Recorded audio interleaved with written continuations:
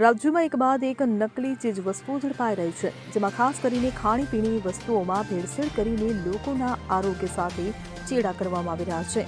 ત્યારે આવી જ એક ઘટના અમદાવાદમાંથી સામે આવી છે, જેમાં મોટી માત્રામાં બનાવટી પનીર ઝડપાયું છે।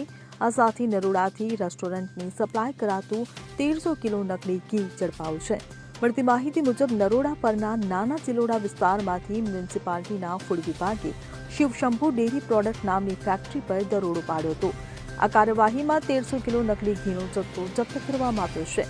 જાણવા મળી રહ્યું છે કે આ નકલી ઘી અમદાવાદની વિવિધ હોટેલ, રેસ્ટોરાં તેમજ ગ્રામ્ય વિસ્તારોમાં સપ્લાય કરવામાં આવતું હતું। તપાસમાં જાણવા મળ્યું કે 50% અસલી ઘીમાં 50% મિલ્ક પાવડર, વનસ્પતિ તેલ અને પામોલીન તેલ ભેળવવામાં આવતું હતું। બનાવટી ઘી બાદ અમદાવાદના નિકોલગામ રોડ પર આવેલી સતનામ ડેરી પ્રોડક્ટમાંથી 144 કિલો તેમજ વસ્ત્રાલ શક્તિધારા સોસાયટી પાસેથી પનીરના એક ગોડાઉનમાંથી 110 કિલો નકલી પનીર પણ જપ્ત કરાયું છે। Bureau report CN24 news. હવે જુઓ દેશ દુનિયાની તમામ ખબરો તમારી આંગળીના ટેરવે। ઉઠાવો મોબાઈલ અને Google Play Store પરથી ડાઉનલોડ કરો અમારી CN24 ન્યૂઝ મોબાઈલ એપ।